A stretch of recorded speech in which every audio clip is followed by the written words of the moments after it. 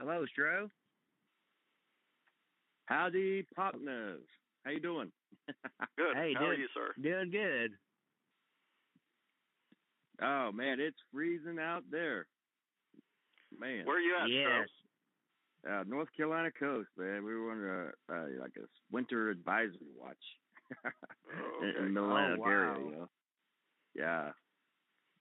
Wow, yes, it's been cold down here in Georgia too. We've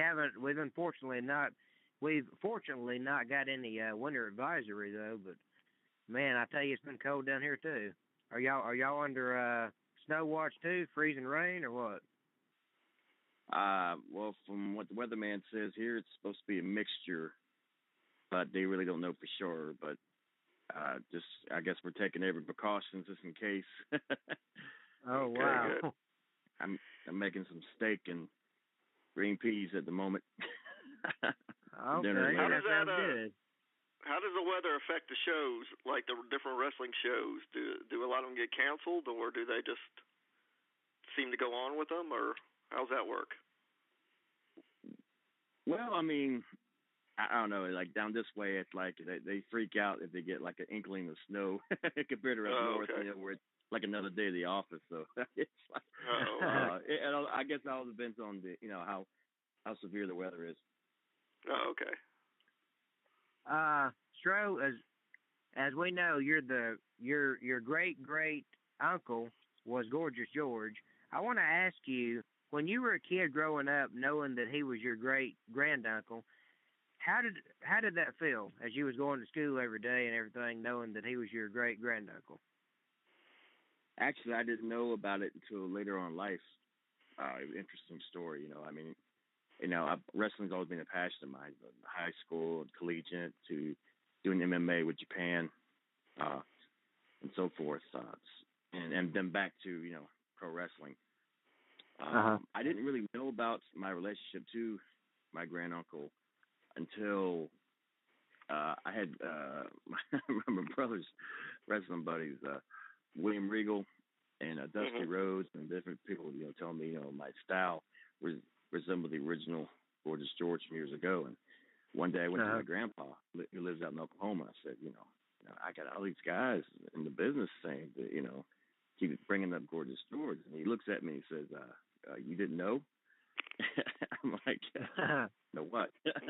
And he said, you know, he was your granduncle. And turns out that him and my grandpa were like amateur boxing buddies from back in the day, you know, before he broke into wrestling business. And that's what kind of, you know, inspired me to be the third Gorgeous George there for quite a few years.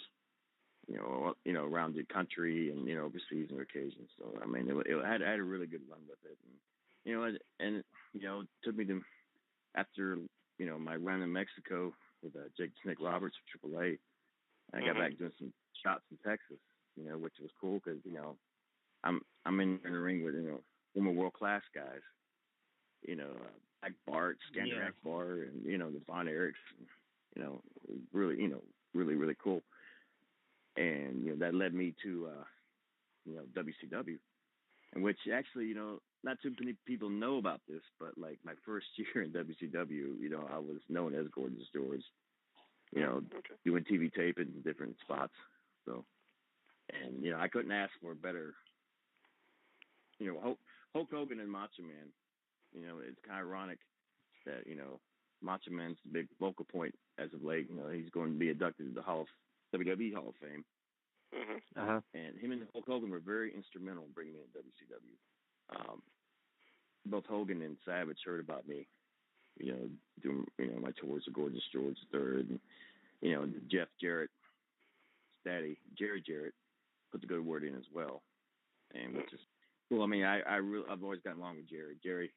Jerry likes the shooters and the tough guys, and he got wind of me having the, you know, my amateur wrestling background and, you know, shoot background. You know, got to be good friends real fast. So, you know, but yeah, he put the good word for me for Hogan and Macho Man, and of course they did with Bischoff. And I had 2 tryout matches. One when I was in Puerto Rico with WWC with Carlito Colon's daddy, Carlos.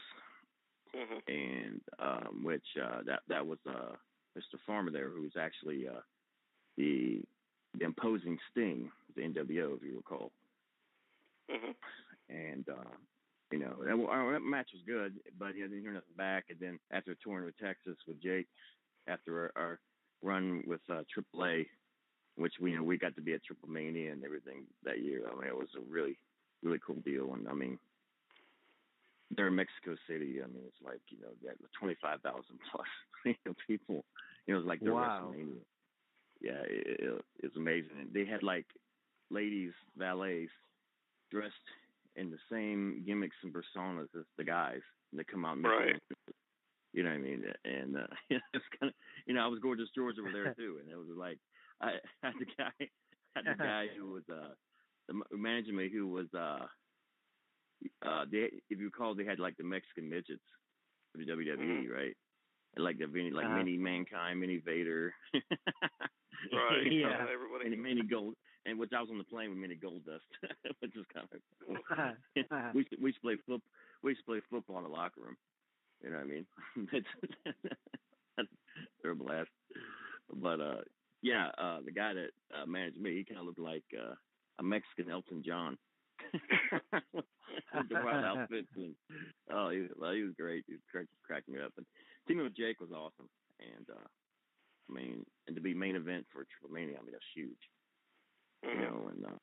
And that's where I got custom with the Lucha Libre style, Rey Mysterio, and then you had Conan and Psychosis, and when I was there, you had Octagon, Mexican Wrestling Legends Connect, who used to tag with No Mascaras, and Paraguayo, and it was cool because we had dinner one time at Octagon's house, and he has, and he's got like a shrine full of mass. Right. I mean, the history is the lineage. It's crazy, with the mass, and they all the way back to El Santo, which was like the ultimate the ultimate babyface over there. The ultimate Technico. You got Technicos and Rudos. Right. What's the term over there? So it's wasn't he buried in his mask? I think. I had heard about that. Yeah, I think he was buried in his mask. Yeah. And being with Jake, was like being, with Learning Tree. I mean, not only learn about professional wrestling, but talk about life itself. And we would talk all night long, no joke. And the sun would come back and it was like, Jake, you realize we've been talking all night? I mean, the man is a psychology master in the ring and out. I mean, he's one of those people you meet where he's always thinking. He's always coming up with stuff. I mean, it's amazing. And, it was great to be, in Mexico with him and had a run and learn about the Lucha Libre style, which, I mean, those guys are amazing athletes. And I found out real quick why they fly around, because that ring is stiffer and steel. My God. I gotta ask you, Stro. You was talking about Lucha Libre. What are your thoughts on Lucha Underground? I think it's a heck of a show. I mean, I've watched a few TV tapings they've had, and I think Striker and Vampiro make a good commentary team. Yeah, and I do too. I love it. And seeing Chavo carried some of the younger guys on the show, him and Mundo. I think they got a good thing going. Yeah, I think last week's show when they did that Aztec warfare, that was awesome. I mean, that was amazing. Especially one of my favorites on there is Mexican legend. Now I may pronounce this wrong. Mascata, the little midget guy. Cigarata? The midget mask man. Yeah. That's one of my favorites on there. Those midget wrestlers are amazing. They're so amazing, so athletic and amazing. Speaking of Chavo, it was my match with Chavo that got me in WCW. That got me hired. Oh wow. I mean, we had a heck of a match. I was so happy. I was like a kid in a candy store when I found out we were working, wrestling together in a match and everything. And, we got in the back, and afterwards, all the guys were giving us, they thought it was great. And, of course, the agents come in there, and, the agents always telling you different stories. Like, it'd be great if you come doing this and that, and you don't really know who to listen to believe, right? Yeah. And, going back to my grandpa. My grandpa always told me, always know who the boss is, right? Right. Eric Bischoff walks in, says, "Great match. We could use a talent like you. Welcome aboard." And no sooner he said that, everybody changed their tune. It was like, "Oh, great match!" Right? So I knew exactly who to talk to, if I needed it, And then I walked outside, and I mean, it was great. It was Arn Anderson, like all the guys waiting to shake my hand, welcome me to the company. It was a great moment. Speaking of Eric Bischoff, how did you get along with him? He's quite controversial. Did you get along with him? Yeah, what can I say? I mean, he's the guy that hired me. I mean, he was approachable. We talked about ideas. Matter of fact, we created the Maestro together, and in the midst of the Gorgeous George controversy, a year later after being with the company, you recall Rennie had given the name to his girlfriend at the time, Stephanie Bellers, and I got together with Eric and worked things out, and bam, here's Maestro. You know what I mean? Which my envisionment of the Maestro didn't come out until later on my run, where I envisioned the Maestro more of like a fan of the opera type persona, right? Where he was flamboyant, but he had a darker side to where certain things just make him snap. When he snaps, he just goes unhinged. You know what I mean? Right. And my feuds with Buff Bagwell and the Ernest Miller and all that, and being a paired with Alicia Webb, Symphony, that was really cool. She was a very classy lady, very nice lady, even to this day. And my first two picks actually before the office put us together was Bobby Heenan and Sherry Martel, in which Bobby wanted the gig, but he was like occupied at the time with the commentary, Tony Schiavone and all that. So and then Sherry almost had it, but they decided to go with Alicia, which that really worked out great. And I mean, like I said, I can't say enough about. I mean, just always a smile on her face. You know what I mean? Just happy-go-lucky. I mean, really nice lady. Well, have you ever met Vince McMahon, The Rock, or Brock Lesnar in person? Oh yeah. Matter of fact, Kurt Hennig was bragging to me years ago about Brock and saying, how he was going to be a big deal once he breaks into pro wrestling, right? And I'm thinking, Kurt, I've seen this guy because I saw him in the amateur wrestling tournaments from North, because I used to tour around with the USA Freestyle Greco-Roman wrestling circuit, and I saw this beast of a heavyweight. I'm thinking that got him out of his weight class. He looked like a gorilla, no joke. And then it turns out Kurt Hennig was talking about the same dude that I saw on that tournament. Like, dude, I've seen this guy. So I mean, and who was the other two you mentioned? The Rock and Vince McMahon. Yes. Well, Vince, I tried out for WWE in the mid '90s with Chris Benoit, and he was very approachable, very very very cordial then. And then later on I meet him again, but it's like his whole family, because I helped the grandmother lived not too far from me here, and she was packing up and moving to Connecticut to be with the family, rest of the family, and I helped her.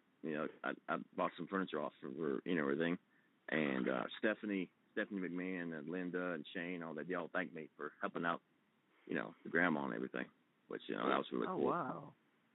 And that's awesome. And actually, Vince actually is not too far from here where I'm at in this area. You know what I mean? In the Carolinas. So I mean, and far as stuff The Rock goes, I kind of helped out a little bit, when he was first starting, because he was in Memphis as Flex Cabana, if you recall. Right. And back then, and I knew his dad really well, and Rocky Johnson, who, real classy guy. On top of that, matter of fact, one of my first matches that I saw live was him and one of the guys, the legends that trained me, and hopefully he'll be in the Hall of Fame really soon. Is Russian Bear Ivan Koloff, Right. and which is a fantastic match. I mean, Rocky Johnson and Ivan Koloff in the prime. Oh my God, you know what I mean? It's a funny story with Rocky Johnson. I heard one time, like his amateur wrestling, right? And during the match, he drop kicked the guy and got disqualified. I heard that story, man. I was like, wow. But what an athlete his daddy was, and I mean, it was no surprise to see the success that the Rocks had. I mean, coming up, you just knew some people have a little something special, and the term that I used for him, and he just made it a reality, was a media monster. Because he's so approachable. He's such a people person, and his charisma is like through the roof. And I couldn't be more happy for him, because I mean he's one of those guys that kind of like Mick Foley and Terry Funk through the years and everything. There's always, no matter what success they've had in their career life, they've always been the same. And even Flair, I mean, Rick is a total gentleman to me. You know what I mean? Great guy. I mean, I'll see him every now and then. We talk, and we used to talk about Gorgeous George in WCW. You know what I mean? Because he was a big influence on him and Buddy Rogers. In his career. Right. So. Yeah, Nature Boy Buddy Rogers. But yeah, I mean, it's really a small world. Everything kind of intertwines together, in the business. It really is. That's really awesome. Hey, Stro, I wanted to ask you. You said you did some MMA. Is that correct? Yes, I trained with the UWFI, which are competitors for Pride Fighting in Japan. Oh, okay. When I was there, I was training with Dan Severn, and Ken Shamrock was an opposing Pride company. Vader was doing it. Dakota was the heavyweight champion at the time. Gary Albright, you recall, big beastly of a man. Right.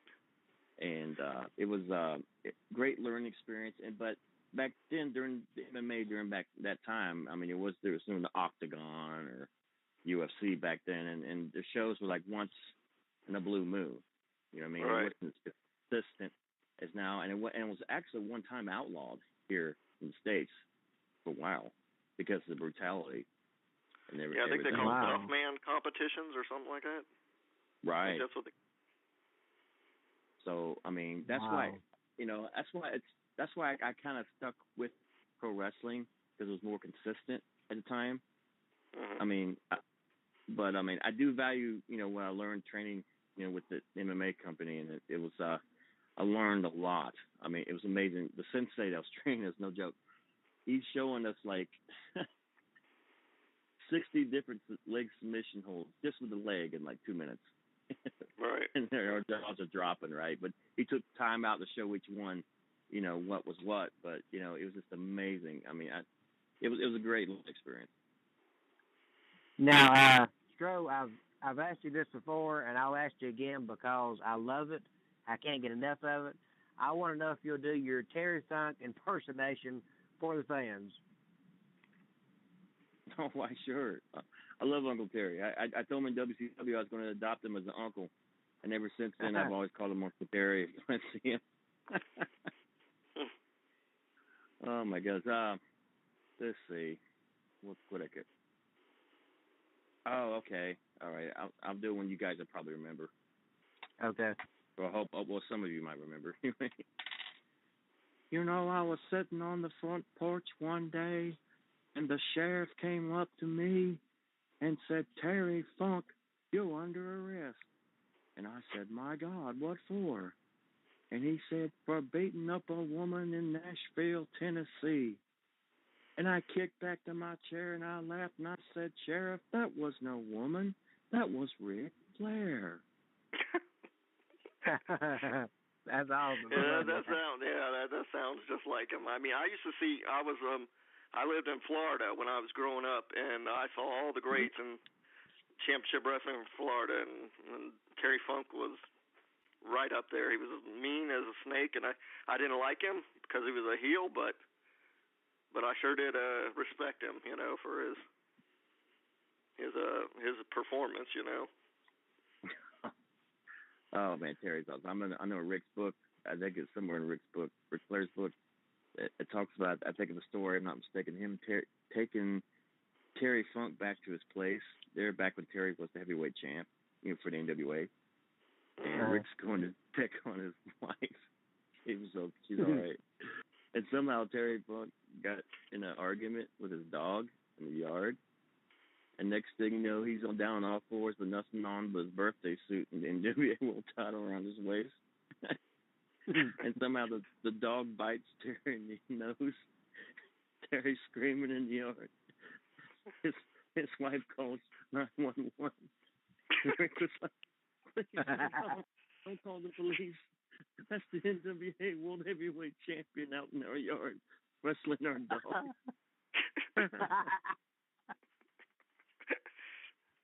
Oh boy. Gotta love Terry. Uncle Terry's man, best. Well, anyway, let me ask you, ladies and gentlemen, real quick. If you want to call into the show for a question, ask Stro a question, 773-897-6289, and press 1 to be in the hostess view, and we'll get you on with Stro. Okay. Oh, sorry about that. I want to ask you, Stro. Well, I was talking about the MMA, but what do you think about CM Punk? Going to MMA, or Brock Lesnar, and them kind of wrestling and doing MMA and all that stuff. I haven't seen CM Punk do any MMA or any fights and so forth, and I mean that's a big stretch for him to come out of the comfort zone of all those years being the professional wrestling business, right? Into a whole new realm. Like even when I was like years ago when I was doing MMA, then it was like a whole new world for me. You know what I mean? Right. And so it's like, man, more power to him. I mean that it takes a lot of guts to do that. Because right. You're in there with some most skilled martial artists, like some of the greatest fighting styles in the world. Mm-hmm. And so I wish him all the best, and I hope he can make some more of a success with it. I mean he's gonna have his hands full because these guys are tough as nails, and right. I mean trained to be an MMA fighter is a lot different than professional wrestling, which professional wrestling is tough in itself,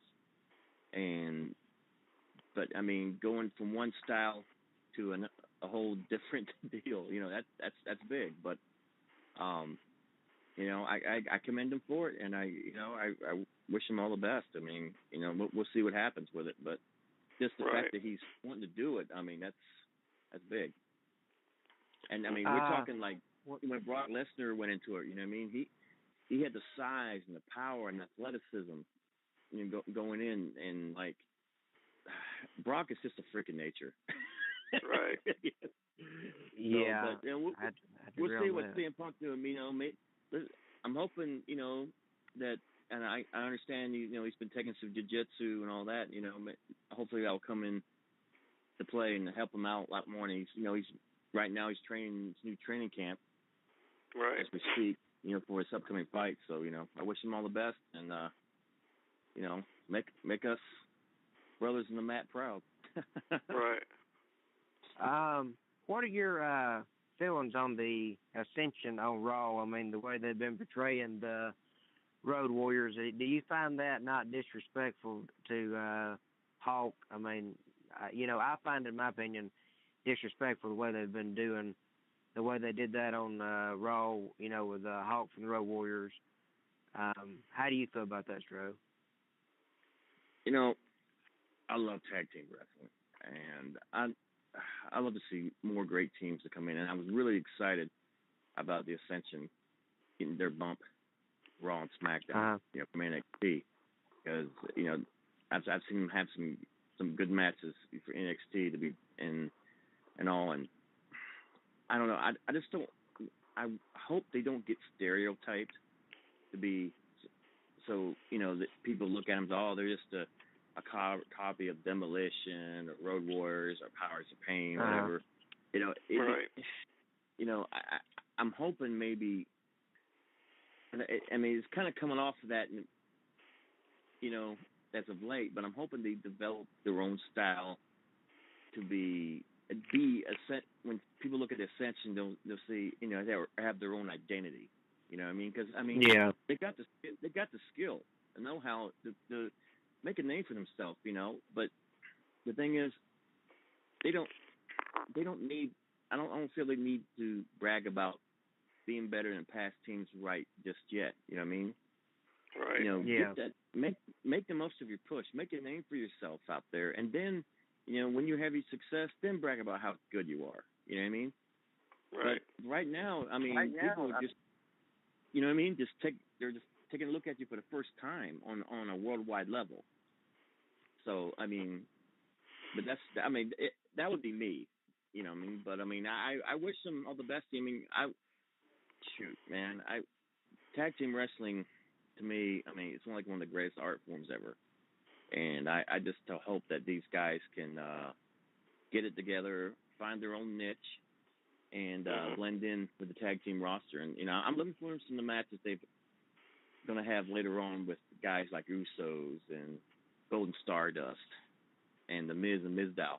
You know what I mean? You know, beef up that tag team division, man. Shoot. I mean, I missed the tag team division like it was in the 80s, man. I mean, it was 80s and 90s, it was kicking. You know what I mean? Oh, yeah. Rock and Roll Express, Midnight Express. That was some awesome stuff back then. The Nightmare, Danny Davis, Kenny Wayne. Yes, I've been there with a lot of those teams. I've been in the ring with a lot of those teams, and it was just, you can tell there's nothing like being in the ring with the seasoned tag team. I mean, it's amazing. It's like on a whole new level. I mean, what an art form. Do you have a favorite tag team partner that you like to tag up with? You know, I've had some good ones over the years. Scott Hall, we tagged with USWA back when he was Razor Ramon. Oh man, I mean, I've had quite a few. Gorgeous Jimmy Garvin. One time back doing the whole gorgeous Jimmy Garvin thing, right? Right. Sounds about right to me. Yeah, Bobby Blaze, the Gambler. Oh gosh, who else? Pat Tanaka, who was formerly with Bad Company at one time. I've tagged. I don't know if I've tagged the Tracy Smith. God knows I've wrestled him quite enough times.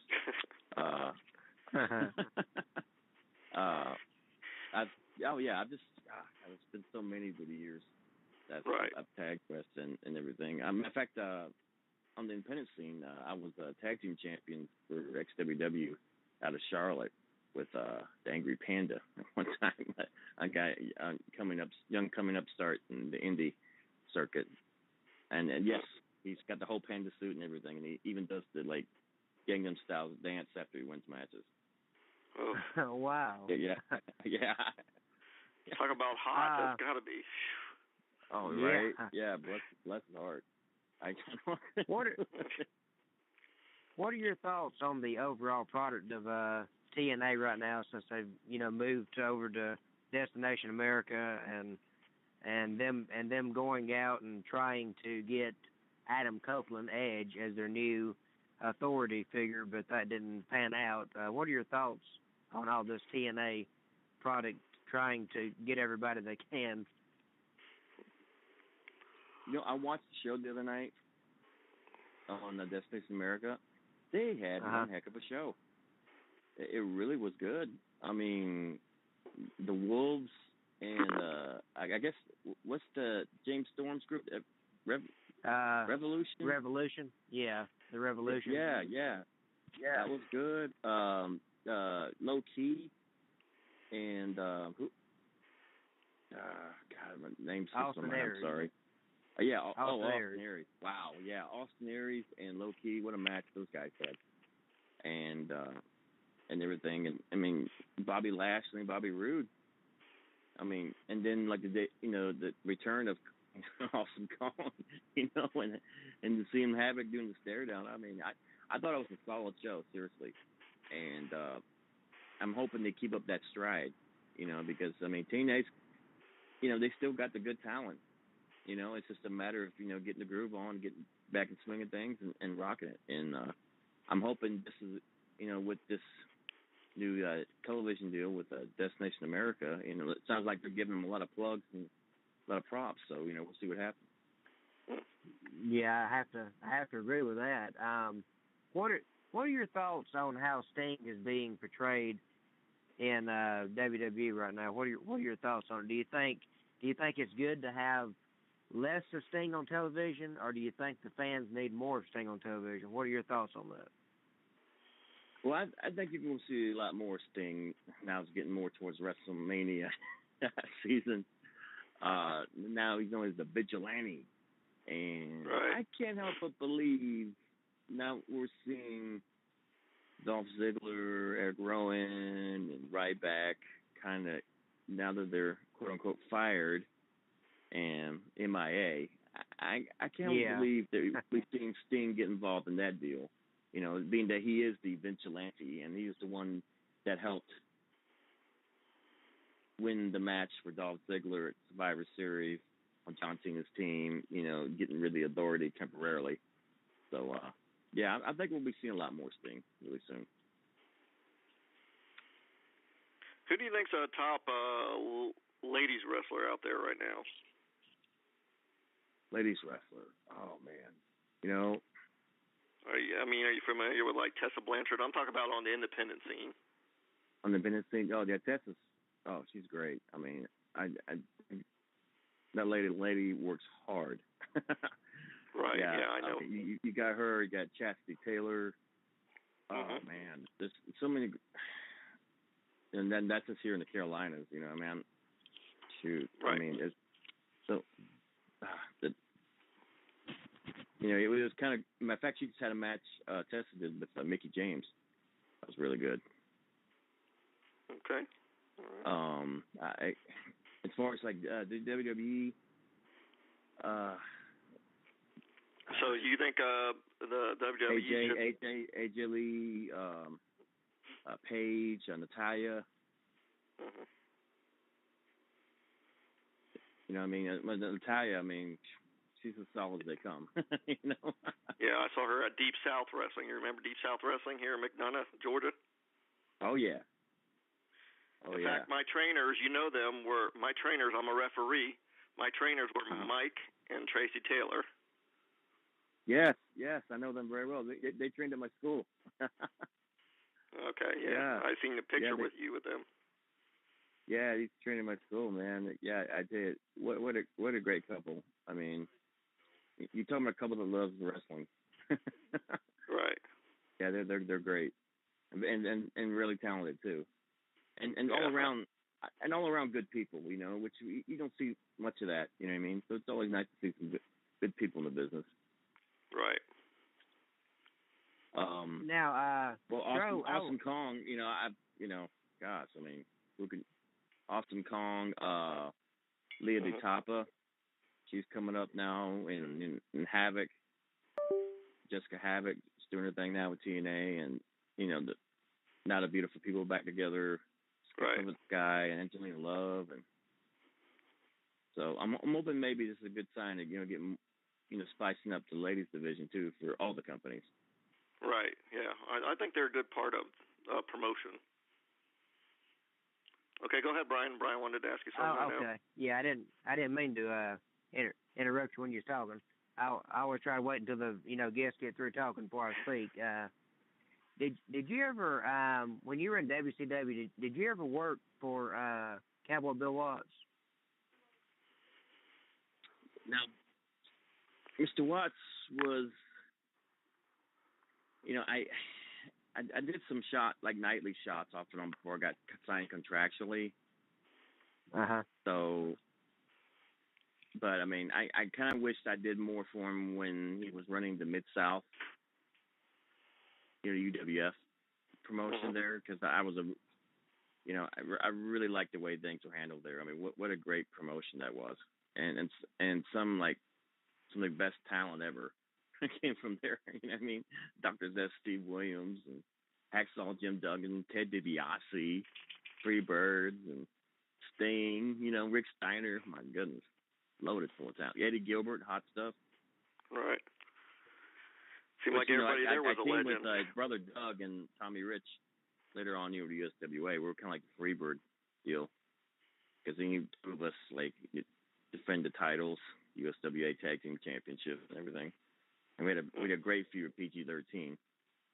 We ended up being main event one time on the Mid-South Coliseum, which was really big because usually that nod went to, like, Lawler or Bill Dundee, you know. So that was really cool. The house that Lawler built? Yeah, pretty much. Yeah, that's what they said.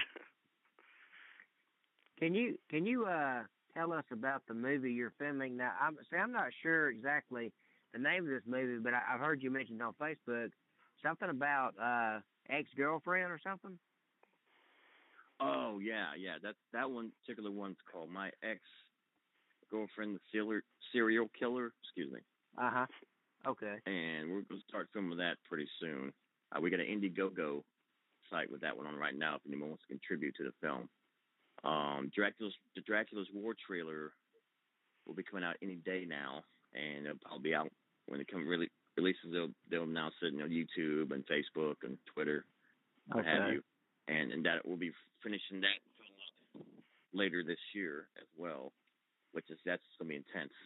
In that movie, I'm Jacob, vampire assassin. I'm Van Helsing's friend fighting Dracula and the vampires. It's like an all-out war, hence the name Dracula's War with the humans and the vampires. Right. And is that going to be out in major theaters, or where's that going to be distributed? Well, they're really trying to get some major players, from what I understand, for the film.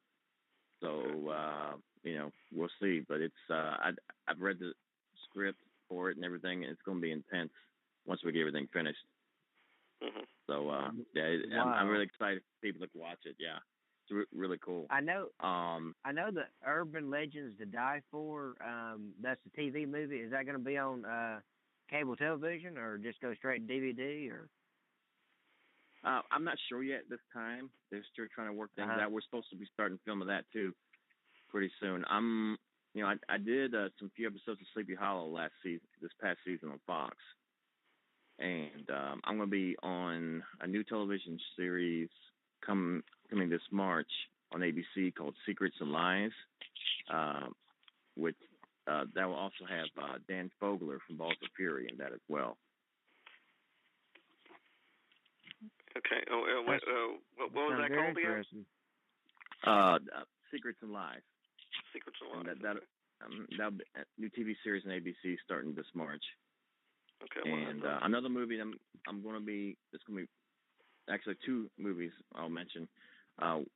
One's premiering February 4th called Epic Dream.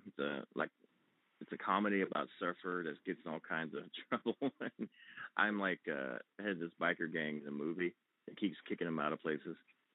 Got clowns and pirates. It's crazy. But that'll be premiering February 4th. And I got another film that I'm in. Not only in acting wise as one of the witch hunters, but I'm also one of the choreographers for the fight scenes. Okay. And that particular movie is called The Hollow Oak.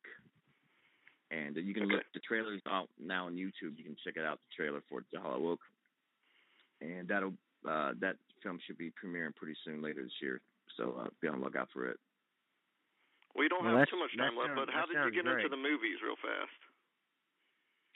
Well, I was acting in theater growing up and everything, and and then with the wrestling, the travels around, it's like one thing led to another, and talked to different directors and all this. And next thing you know, I am doing horror movies, and then I'm doing a gangster movie, and then I'm doing. That's in the right place at the right time. Right? Yeah, pretty much. Oh, okay. Sorry, Brian. Go ahead. Oh, that's okay. Just wanted to ask you real quick, Stro. You said that movie, the Surfer movie, is premiering February the 4th. Is that going to be in theaters or on demand, or how can we see that? Well, it'll be premiering in a theater in Wilmington at the premiere, actually, at the Calico Room in Wilmington. And I'm not sure how they're going to distribute the film, but from that point on, it'll be distributed out, and it'll probably be available on that particular one will probably be on DVD, or I'll probably be shown in some film festivals as well. Mm-hmm. Okay. Well, in any closing moments, we wanna also thank you for being on the show today. Any closing moments that you would in the closing moments, anything you would like to advertise or let the fans know about before you get off the line? Yeah, absolutely. This Friday, I'm going to be speaking at the Your Wrestling Awards show ceremony being held at the Hampton Tap House, rather, in Hampton, Virginia. Friday night, and Saturday I will be wrestling. The Saturday night rather at the National Guard Armory in Wilmington, North Carolina for UPWA Pro Wrestling, which I'll be defending the Carolinas Championship this Saturday night as well. And for all information, what's going on with TV, film, and what have you with me, you can check out my official website at www.thestro.com, on Twitter at @thestro, and Facebook at Stro the Maestro. And last thing I want to say to everybody, I want to thank everybody for your support, not just for myself, for everybody in professional wrestling, the film industry world, and thank you guys for never give up, stopping your dreams. Make it happen, and you have your good days and bad days, but be persistent, because persistency pays off, and dreams do come true, man. Just stick with it, and keep the faith. God bless you guys. Thank you. Thank you. You too. Thank you. God bless. Well, ladies and gentlemen, that was the maestro of wrestling, the Stro, former